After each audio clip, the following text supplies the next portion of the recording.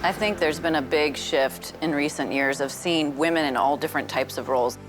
Caitlin Vincey, host and reporter for Fox Sports. Women have learned over the years, when we work together, we can make great things happen. Alex Weaver, host and reporter for NASCAR. We are seeing the future of our sport, not just in the cars and the drivers, but also in what the personnel looks like. Nichelle Levy, Senior Assistant General Counsel, NASCAR. The presence of women is extremely strong in this company. Lauren Edwards, president at Bren Digital. Now we're starting to see women in these senior roles, and that for me is so exciting as an industry. Tony Brenger, driver of the number 25 for Ventry Motorsports. When I'm out there on the track, I want to do well to help, the other girls be able to come through. Kelly Earnhardt Miller, CEO of Junior Motorsports. Be who you are, be what you are, stand out, stand up.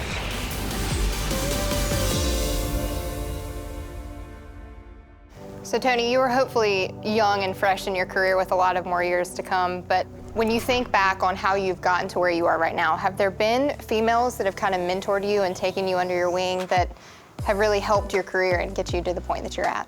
Yeah, so when I was racing go-karts, my main mechanic, she was actually a female. And it was cool to have her. We always called her my track mom because she was always at the track, and she was very protective of me and my sister, but she was great, and I think it was cool to see her have that role. And at the time, I didn't realize there isn't typically female engineers or mechanics. So to me, I just thought it was kind of a typical thing, and it was cool to have her around, and I feel like she really helped guide me and give me that confidence and made me feel like I fit in. What about you, Nichelle? How important is it for not just the females to advocate for females, but the males to advocate for females? Absolutely. I mean, I don't know how else you learn if you don't learn from the best, right? And whoever the best is ought to be willing to reach out and identify the best, no matter who they are. I did have a male mentor for a greater portion of my career, which was Steve Burns, and he was one of the very best to learn from, and he just did the job with such grace, and he had incredible credibility in the garage area. But then, of course, there were other women who I learned from as well, and I feel like I would be remiss if I didn't mention the two that I work with, Shannon Spake and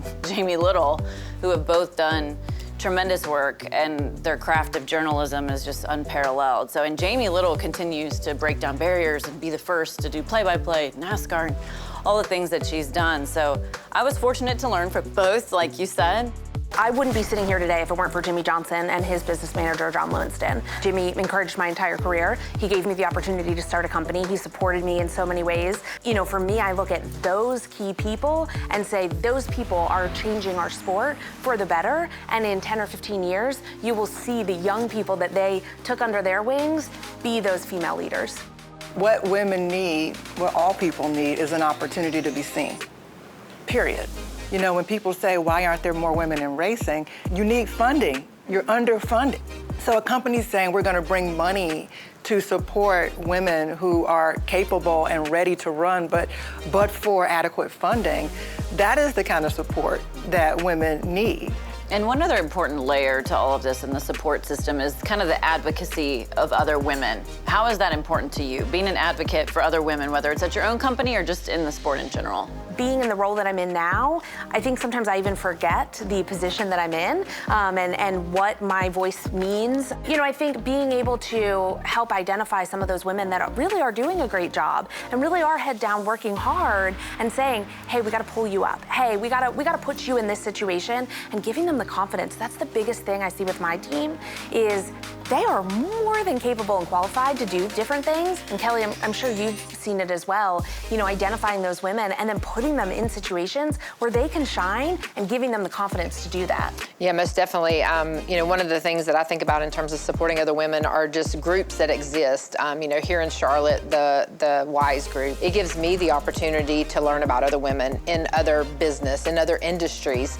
And that gives us the opportunity to take that back wherever we may see fit and to say, oh, I met a great marketing and digital social, agency led by women. It just gives you that opportunity to, plug people in where you may know of a need or see a need, something like that. So to help build other women up, I don't like to stand out just because I'm a woman. I got here because I'm good at what I do. I'm intelligent, I'm a good business person, and people like to work for me.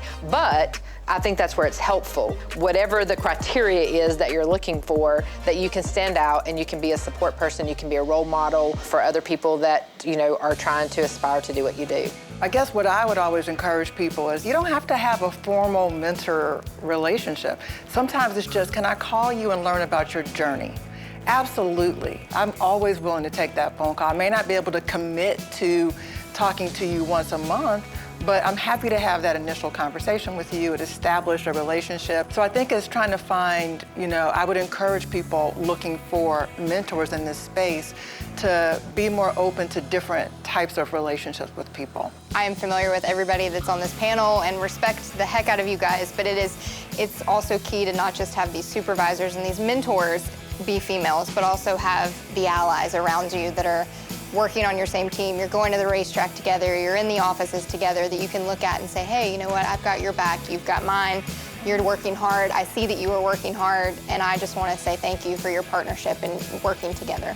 Yeah, and to your point, there's obviously a lot more women in the sport now than there was 10 years ago, but it still is like a tight-knit community. It almost feels like a sisterhood in a way. And when I see women at the track that I haven't met before, I always make a point to go up and introduce myself, because I want to get to know all the people who are involved. Because I think women have learned over the years, when we work together, we can make great things happen, and we're much stronger as a unit. So I think it's really important to have those allies, like you talked about, and people who you can relate to, whether it's on camera with your career or someone on the team ownership side that you can just bounce ideas off of. And that's how you learn more things about yourself and ways you can make yourself a better professional. What advice do you think you would give to a woman trying to make her way into this sport? What would you say to her?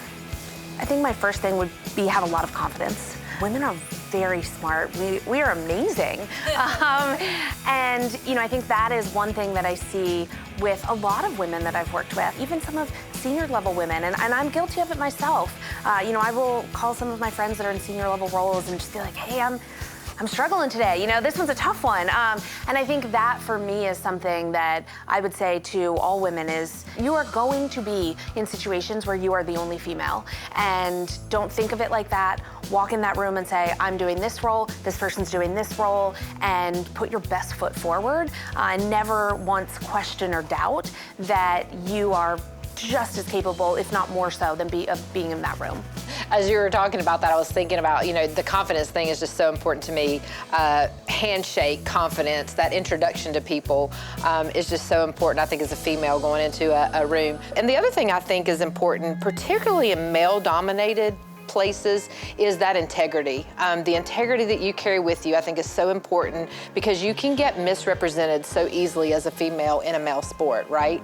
And so to always have that integrity, to carry that with you, don't try to be one of the guys. We're not. And so be who you are, be what you are, stand out, stand up for what we are doing. I would say my biggest piece of advice is don't be afraid to be the first you. I think so many people shy away from things that aren't really part of the norm. And it's like, well, who made the norm? Just break it. I mean, I think it's meant to be there to be broken. And I think you just also have to have that confidence in yourself and really believe in yourself. And you have to have, the most confidence out of yourself, out of, anyone. If you don't believe in yourself, nobody else will. So I think the biggest thing is just don't be afraid to be the first you, and just put yourself in positions that, might make yourself uncomfortable, because it'll help you at the end of the day. Yeah, I almost can't add to any of that, but I guess I would say it's okay to be uncomfortable.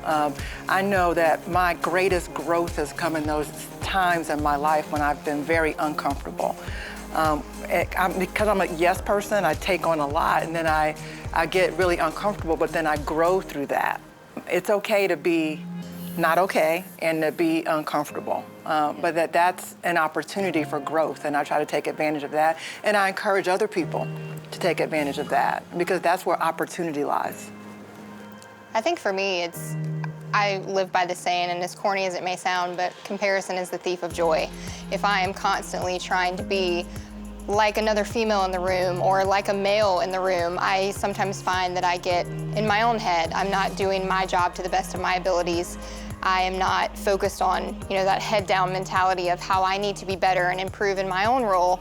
So I sometimes have to take a step back and be like, you know what, like Tony said, I'm going to be the best version of me, and I'm going to walk in and know that I am capable of being in that room and what role I play and I'm not going to compare my journeys to anybody else's, so that's a big one for me. I think a big one for me, at least when I was starting out my career, was to not get discouraged when you got a lot of no's. You know, it's not going to happen right away necessarily, but at some point, the right person is going to believe in you and a door is going to open. And like getting into the business is hard, but staying in it is almost even harder. So once you break in, that almost lays the groundwork for all the hard work that you're going to have to do in order to maintain a position in the industry. So I appreciate all the perspectives that everyone has shared here today. This has been very enlightening, very fun, and we look forward to advocating for more women as we continue Women's History Month.